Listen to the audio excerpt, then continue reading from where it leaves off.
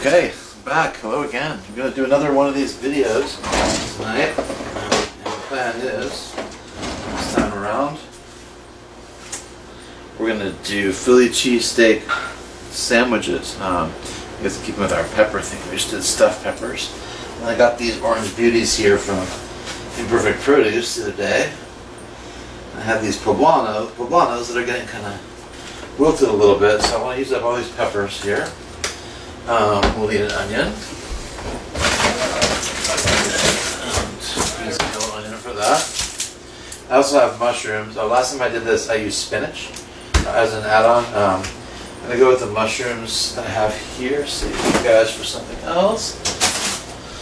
Okay, so a lot of chopping in this dish. I'm going to start. I baked this loaf of bread here. This is like a half-baked loaf that I finished off in the oven. So when that cools a little bit, I'll cut that into sandwich rolls. And then, so we'll get going here. Let's go ahead and heat up our cast iron high. We'll start with some olive oil.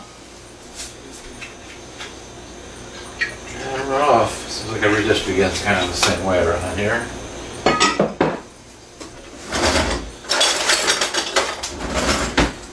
Alright, one small difference this time around is that we're going to cut the onion in a different and even more efficient way. All the other dishes I've been doing about a 1 centimeter dice. And this time I'm going to show you how to do an onion into a very nice shape with very few actual cuts. So it's kind of a very fast way to cut an onion. What you do is first take the skin off. So the simplified technique here on the onion, take it this way and cut it in half.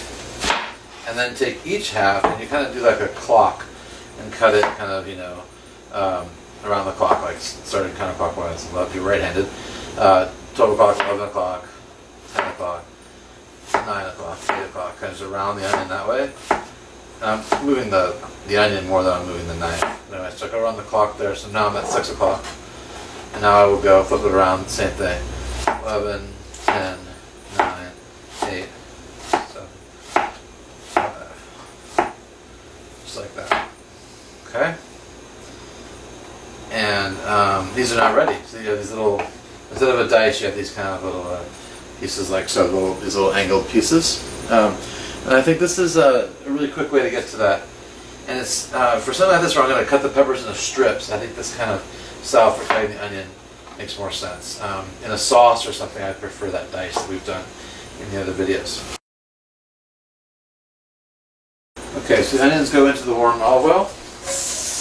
And so I find it important to put the onions in, put the ingredients in the order in which you want them to cook. So longest to least amount of cooking. So I want the onions to cook the most. I want them nice and brown, so I put them in first. Next, we'll do peppers. And then after that, we'll do mushrooms.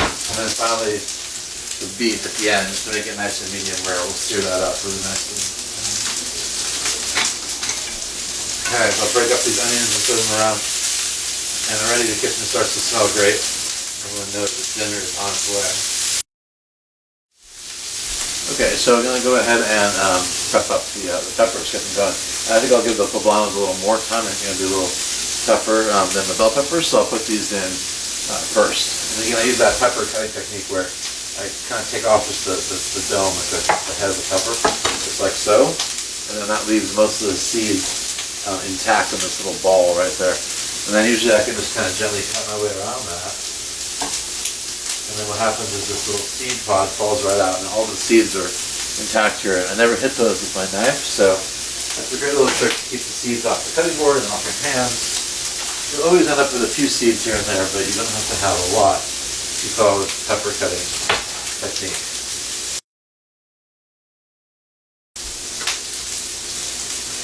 Let's slice the pepper right down the middle and then just make some strips.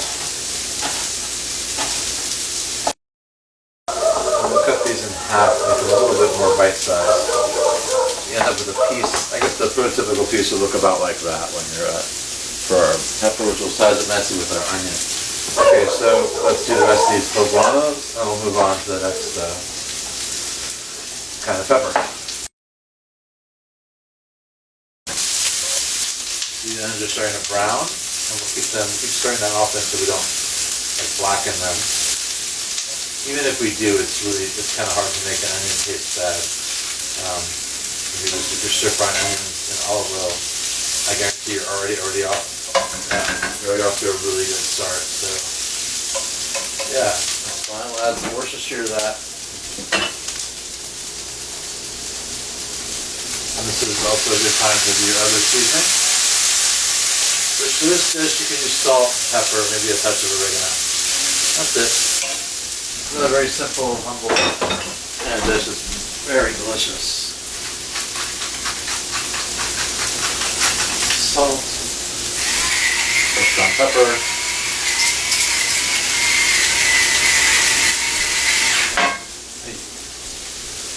and a couple sprinkles of oregano. I think this comes out really slowly. That looks like a lot, but it's actually more like maybe a teaspoon. And we'll just cook that down again. I'm cooking the salt, pepper, and the oregano in olive oil.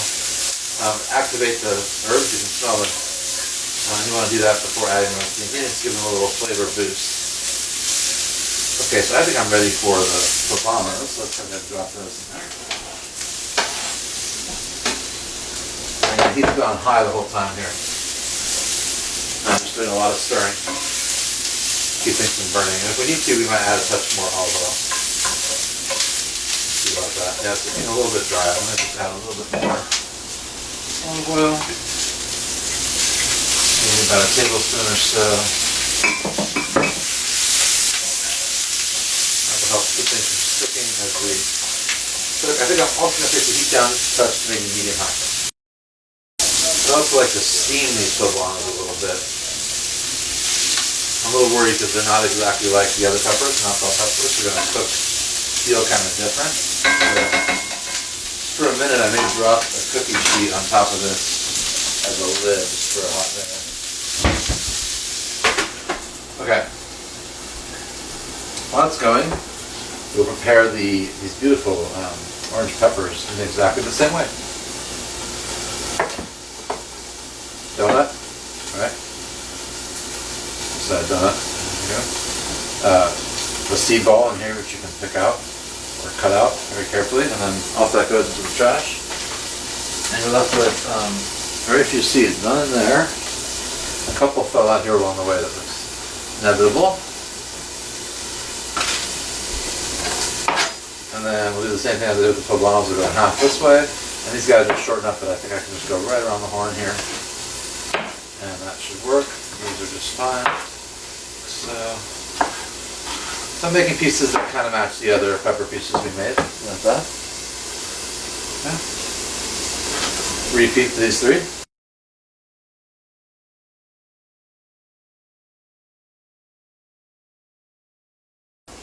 Okay, let's check on our poblanos. Alright, they're softening up a little bit. That. Medium high, I think you're starting to burn up a little bit with the onions. That's okay. Like I said, it's hard to make an onion taste bad. It's time for more peppers.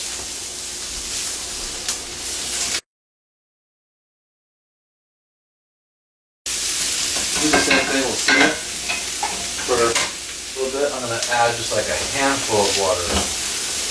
Just to get a little bit more steam. I'm going to go ahead and put the lid back on there.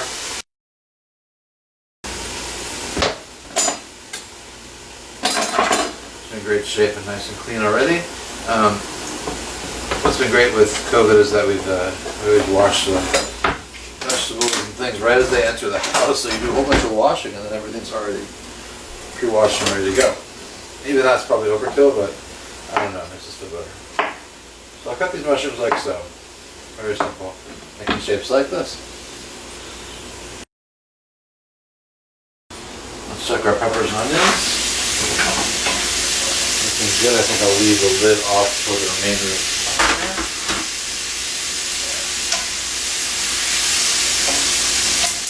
Then turn that heat up and you're starting to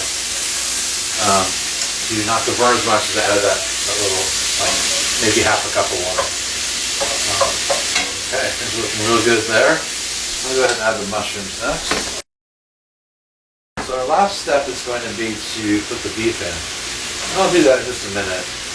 Before I do that, I'm going to go ahead and prepare these rolls. And we also have the cheese, of course. I'm using this nice Monterey Jack cheese from Green Bank Farms, which looks delicious. And I might want to get that cheese maybe melted a little bit on the bread before the meat and peppers arrive. So I have this bread, it's still pretty warm. I'm going to go right down the middle. I'm going to try to make rolls out of this. So, and then,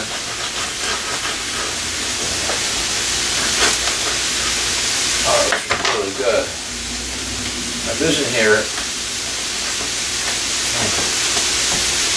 is to create rolls like out of this, so to cut like down the middle, put the sandwich right in there, and that'll be like one giant sandwich. That's kind of the vision I have for this. I don't want to take out any of this lovely bread. I might have to. Of course, just for the sake of putting enough sandwich meat in here. I might hollow that out just a little bit. I don't want to waste any of this bread. Like I said, it looks delicious. Yeah, it's really good. So, that's how I do my roll. I'm going to create 2 giant sandwiches. Really, this will serve 4. Because these are actually cut in half this way.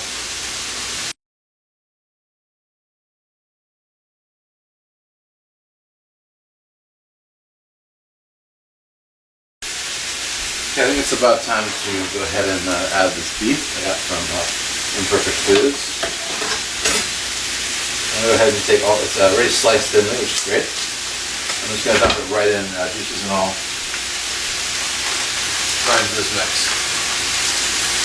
There you go. I also wanted to get some cheese into these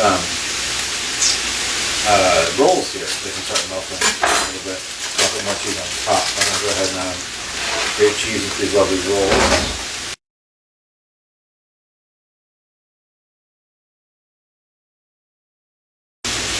So we'll put some cheese in the bottom of these rolls here.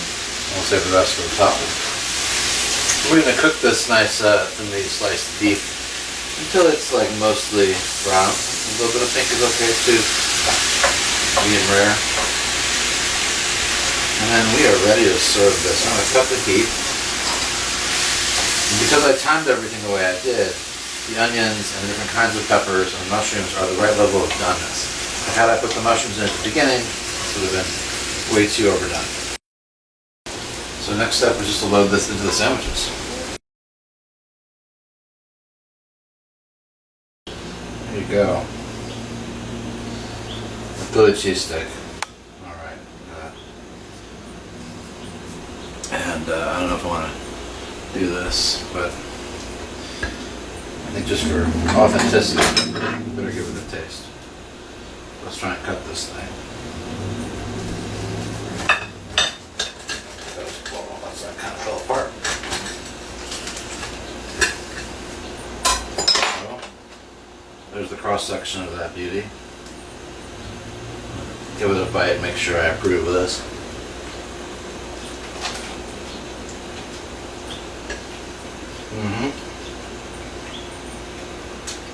I'll give that a thumbs up. Buon pranzo.